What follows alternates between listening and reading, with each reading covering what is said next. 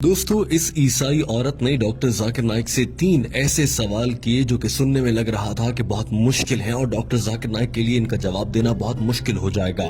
इस औरत ने ये भी कहा था कि अगर डॉक्टर जाकिर नाइक मेरे सवालों का सही जवाब दे देंगे तो मैं यहीं खड़ी खड़ी इस्लाम कबूल कर लूंगी। इस औरत का पहला सवाल ये था कि मुसलमान जब हज पर जाते हैं तो आबे जमजम और खजूर लाते हैं, इसी तरह से हिंदू अपने मंदिर की प्रसाद लाते हैं और प्रसाद सबको खिलाते हैं, तो इन दोनों में तो कोई फर्क नहीं हुआ। इस औरत ने कहा कि मुझे इन दोनों में कोई फर्क नजर नहीं आता। इस औरत का दूसरा सवाल ये था कि एक मर्द के साथ जिनसी ताल्लुक क्यों नहीं बना सकता, इसी तरह से एक औरत के साथ जिनसी ताल्लुक क्यों नहीं बना सकती। इस्लाम में हम जिन्स परस्ती से मना क्यों किया गया है। ये औरत जानना चाह रही थी कि शादी के बाद ही ऐसा करने की इजाजत क्यों है, अपनी जिनसी लज्जत हासिल करने के लिए शादी की जरूरत क्यों होती है। और हम जिन्स परस्ती जिसमें मर्द को औरत के साथ करने वाली लज्जत ही महसूस होती है या औरत को मर्द के साथ वाले ताल्लुक की लज्जत ही महसूस होती है, उससे मना क्यों किया गया है। इस ईसाई औरत का तीसरा सवाल ये था कि जन्नत में हजरत आदम अलैहिस्सलाम के कहने पर अम्मा हवा ने कुछ खाने का फल खा लिया था जिसकी वजह से आज तक उन्हें भुगतना पड़ रहा है और औरतों को बच्चे पैदा करने की जिम्मेदारी दे दी गई है कि औरतों को ही इसी दर्द से क्यों गुजरना पड़ता है। इस औरत ने कहा कि मेरा सवाल ये है कि क्या ये सच है कि औरतों को बच्चा जनने की तकलीफ इसीलिए दी गई है क्योंकि अम्मा हवा ने हजरत आदम के कहने पर गलती से वो फल खा लिया था, इसीलिए सारी दुनिया की औरतों को सजा के तौर पर अब बच्चा पैदा करने की तकलीफ से गुजरना पड़ता है।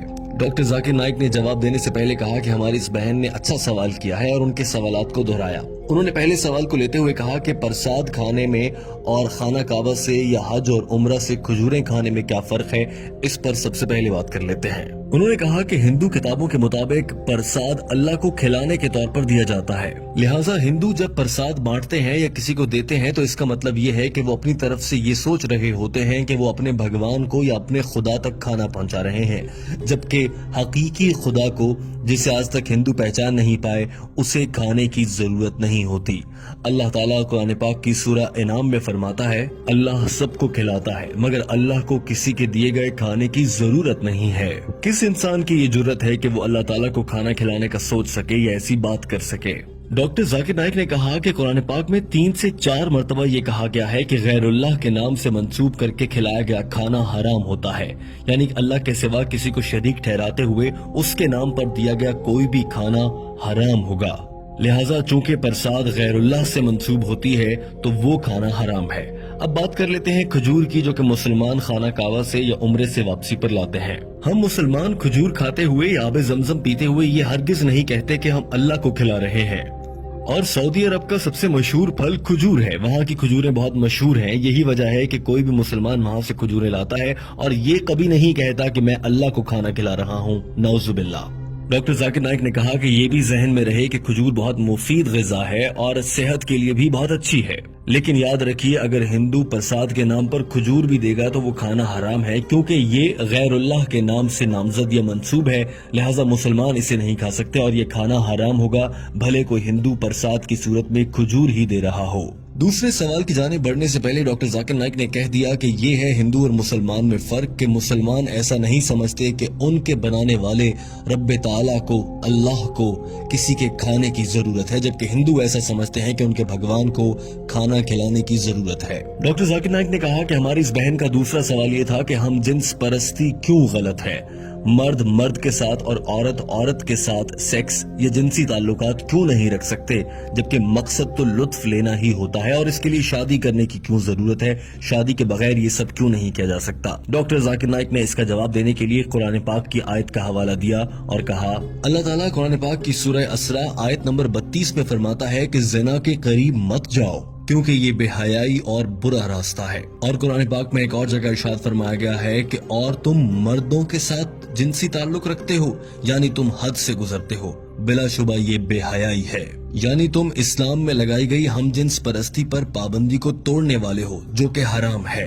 और अल्लाह ताला ने मियाँ बीवी के लिए एक दूसरे के दिल में मोहब्बत रख दी है, बेशक गौर करने वालों के लिए इसमें बहुत सी निशानियां हैं। लिहाजा हम जिन्स परस्ती से लज्जत लेना कुरान पाक की रूह से इंतहाई गलत है اور ہم جنس پرستی میں لطف تو ہو سکتا ہے مگر محبت نہیں ہو سکتی، جو کہ اللہ تعالیٰ نے خالصتاً میاں بیوی میں ایک دوسرے کے لیے رکھتی ہے۔ اور سائنس بھی یہ کہتی ہے کہ انسان حقیقت میں ہم جنس پرستی کو ناپسند کرتے ہیں۔ اب آپ یہ بھی نکتہ اٹھا سکتی ہیں یا اٹھاتی ہوں گی اکثر کہ ہم جنس پرستی دو لوگ اپنی مرضی سے کر رہے ہیں، ہم اس میں کون ہوتے ہیں بولنے والے، لیکن ہمارے خدا نے، اللہ تعالیٰ نے اس سے منع فرمایا ہے۔ ڈاکٹر ذاکر نائک نے کہا کہ اسلام نے اس حوالے سے شادی کو اسی لیے رکھا ہے، اسی لیے انسان میں جنسی لذت حاصل کرنے کی خواہش بھی بہت زیادہ رکھی گئی ہے تاکہ وہ جلد از جلد شادی کریں اور اس کے بعد ان کی اولاد نرینہ ہو اور انسانوں کی آمد کا سلسلہ قیامت تک یوں ہی چلتا رہے۔ اور اگر ہم جنس پرستی ہوگی تو بچے کیسے پیدا ہوں گے؟ ڈاکٹر ذاکر نائک نے کہا کہ حضرت محمد صلی اللہ علیہ وآلہ وسلم نے ارشاد فرمایا کہ میاں بیوی کا آپس میں جنسی تعلق رکھنا دراصل عبادت ہے۔ اور آج سائنس ہمیں یہ کہہ رہی ہے کہ ایک جانب وہ لوگ جو شادی کرتے ہیں مختلف جنس کے لوگوں سے اور دوسری جانب وہ لوگ جو ہم جنس پرستی کرتے ہیں ان کے درمیان موازنہ کریں تو شادی کرنے والے لوگ زیادہ خوشگوار اور اچھی زندگی گزارتے ہیں۔ ڈاکٹر ذاکر نائک نے یہ بھی کہا کہ اسلام، یہودیت، عیسائیت اور تمام مذاہب ہی ہم جنس پرستی سے روکتے ہیں اور یہ انسان کی صحت اور اس کی نفسیات کے خلاف ہے۔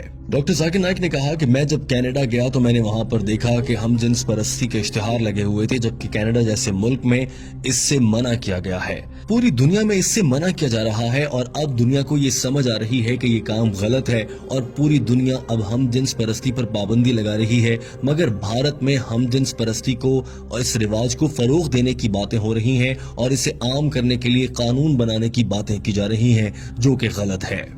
ڈاکٹر ذاکر نائک نے تیسرے سوال کی جانب بڑھنے سے پہلے یہ بات واضح کر دی کہ ہم جنس پرستی آپ کو جہنم میں لے کر جائے گی۔ اور اب آ جاتے ہیں تیسرے سوال کی جانب۔ ڈاکٹر ذاکر نائک نے کہا کہ تیسرا سوال یہ تھا کہ اگر اما حوا نے جنت میں گندم کا دانہ کھایا اور وہ دنیا میں آ گئیں تو اب اس کے بعد سے دنیا کی ساری عورتوں کو بچہ جننے کے لیے وہ تکلیف سہنا پڑے گی اور یہ اس بات کی سزا ہے۔ انہوں نے کہا کہ ایسا غلط ہے، دراصل یہ بائبل میں لکھا گیا ہے اور بائبل کی وجہ سے ہی عیسائی حضرات یہ خیال کرتے ہیں کہ عورت کو بچہ جننے کی تکلیف سے اسی لیے گزرنا پڑتا ہے کہ اس نے جنت میں گندم کا دانہ کھا لیا تھا، مگر اسلام میں کہیں بھی ایسا نہیں کہا گیا کہ اس غلطی کی اکیلی ذمہ دار اما حوا تھی۔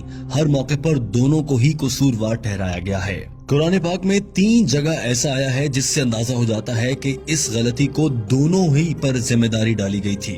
مثال کے طور پر ایک جگہ کہا گیا کہ ہم نے ان دونوں کو منع کیا کہ گندم کا دانہ نہیں کھانا، ایک اور جگہ کہا گیا کہ ان دونوں نے اللہ سے معافی مانگی، اور ایک اور جگہ کہا گیا کہ ان دونوں کی غلطی پر ہم نے انہیں سزا کے طور پر دنیا میں بھیج دیا۔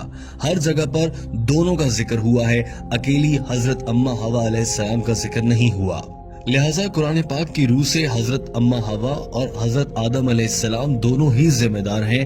چونکہ بائبل میں کچھ تبدیلیاں کر دی گئی ہیں اس لیے بائبل میں معلومات بدل گئیں اور اب عیسائی مذہب کے فالو کرنے والے لوگ اسے غلط سمجھ بیٹھتے ہیں، جبکہ اسلام میں ایسا بالکل بھی نہیں ہے۔ آپ قرآن پاک میں پڑھیں گی تو آپ کو معلوم ہوگا کہ عورت کے لیے حمل بد دعا نہیں بلکہ خوش قسمتی ہے۔ سورہ نساء آیت نمبر 1 میں فرمایا گیا کہ اپنی عورت کا خیال رکھو اور ان کے ساتھ اچھے سے پیش آؤ۔ ایک اور جگہ فرمایا گیا کہ ہم نے انسان کو اپنے والدین کے ساتھ اچھے طریقے سے پیش آنے کا حکم دیا ہے، کیونکہ اس کی ماں نے حمل اور بچے کو پیدا کرنے کی تکلیف اٹھائی ہے۔ اسی طرح سے ایک حدیث ہے کہ ایک صحابی نے آپ صلی اللہ علیہ وآلہ وسلم سے دریافت کیا کہ یا رسول اللہ، میں اپنے والدین میں سے ماں کے ساتھ اچھا سلوک کروں یا باپ کے ساتھ؟ آپ صلی اللہ علیہ وآلہ وسلم نے فرمایا اپنی ماں کے ساتھ۔ اس شخص نے پھر یہی سوال دہرایا اور دوسری مرتبہ میں بھی آپ صلی اللہ علیہ وآلہ وسلم نے فرمایا کہ اپنی ماں سے۔ تیسری مرتبہ کے سوال میں بھی یہی جواب ملا اور چوتھی مرتبہ کے سوال کے جواب میں آپ صلی اللہ علیہ وآلہ وسلم نے فرمایا کہ اپنے والد سے۔ لہٰذا 3 بار ماں کے احترام کا کہا گیا ہے۔ Gold medal, silver medal, jubilee medal سبھی ماں کو ملے ہیں، اس کے بعد والد کی بات ہے۔ اس کا مطلب یہ ہرگز نہیں ہے کہ والد کا احترام نہ کیا جائے، مگر ماں کا بہت احترام ہے۔ اور ڈاکٹر ذاکر نائک نے یہ بھی کہا کہ اللہ تعالیٰ نے اسی لیے یہ ذمہ عورت کو دیا ہے۔ بتائیں آپ، کیا کوئی مرد بچے کو جنم دے سکتا ہے؟ ہرگز نہیں۔ ڈاکٹر ذاکر نائک نے کہا کہ مجھے امید ہے آپ کو اپنے سوالوں کا جواب مل گیا ہوگا۔ اس عورت نے ہاں میں جواب دیا تو ڈاکٹر ذاکر نائک نے سوال کیا، کیا آپ اللہ کو ایک واحد عبادت کے لائق مانتی ہیں؟ ڈاکٹر ذاکر نائک نے سوال کیا کہ آپ حضرت عیسیٰ علیہ السلام کو خدا مانتی ہیں؟ اس عورت نے جواب میں کہا نہیں۔ ڈاکٹر ذاکر نائک نے سوال کیا کہ پھر آپ انہیں کیا مانتی ہیں؟ جواب دیا کہ میں انہیں پیغمبر مانتی ہوں۔ سوال ہوا کہ کیا آپ حضرت محمد صلی اللہ علیہ وآلہ وسلم پر ایمان رکھتی ہیں اور انہیں اللہ کا آخری نبی مانتی ہیں؟ عورت نے جواب دیا جی ہاں، میں ان پر یقین رکھتی ہوں اور وہ اللہ کے آخری نبی ہیں۔ ڈاکٹر ذاکر نائک نے آخری سوال کیا، آپ پر اسلام قبول کرنے کے لیے کہیں سے کوئی دباؤ تو نہیں، کسی نے کوئی رشوت تو نہیں دی؟ اس عورت نے جواب میں کہا ہرگز ایسا نہیں ہے۔ تو ڈاکٹر ذاکر نائک نے کہا مبارک ہو، آپ اسلام قبول کر سکتی ہیں۔ ڈاکٹر ذاکر نائک نے کلمہ پڑھایا، اس عورت نے اسلام قبول کر لیا۔ أن محمدا عبده ورسوله I bear witness. دوستوں امید ہے کہ آپ کو یہ ویڈیو پسند آئی ہوگی۔ اس ویڈیو کو پسند کرنے کے ساتھ اپنے دوستوں تک پہنچائیے تاکہ وہ بھی ڈاکٹر ذاکر نائک کی انگریزی زبان میں کی گئی گفتگو کا اردو ترجمہ سن کر سمجھ سکیں اور دین اسلام پر عمل کر سکیں۔